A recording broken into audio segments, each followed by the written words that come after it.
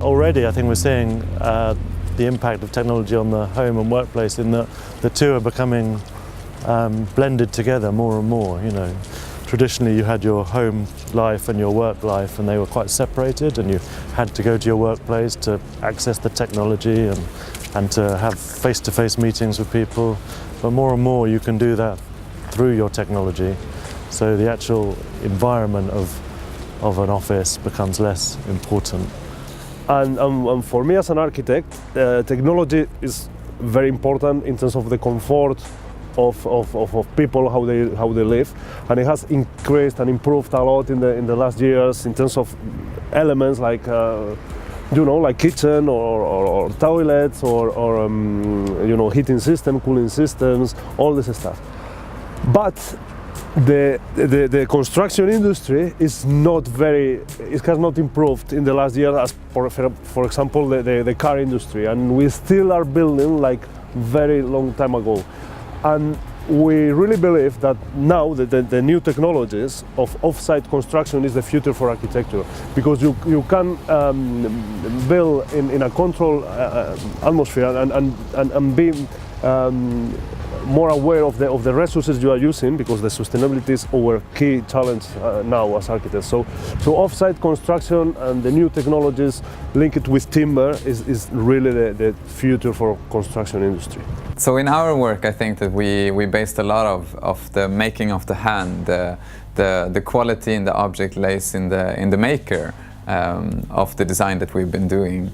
But in the process, we actually use a lot of 3D printing, and that's fantastic to see proportions and scales and sort of a thing to see what we are doing before we go to production. In the future, I believe that those new technologies we can see with the 3D printing and lasers and so on will affect in the way that people can personalize their homes even more and be able to, for example, printing the furniture in their home instead of buying them in a store. And but also for all the small villages around in the world, they will be able to have their own huge stores just in a small village if they have a print shop, so that you can download your chair online and then you just print it locally in your own village. Architecture and design today are much more focusing on getting the right data from people's behavior. So today we're working a lot with measuring how people moves in premises and commercial areas, but also how they react with each other, how the density is, so that we can, when we design new buildings and new interiors, we try to do it from the people's behavior more than the way we think they act.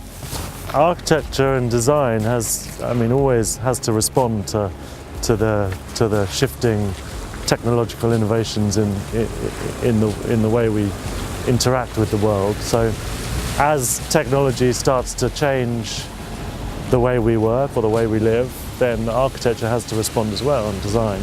And so I think if you take the workplace has to become a place that's more where you interact in a different way than you would through your computer or your phone, because you can do that. If you can do that on the move or from home, the workplace has to be a place where you can do things you can't do through that. So what that means we have to work out, I think. But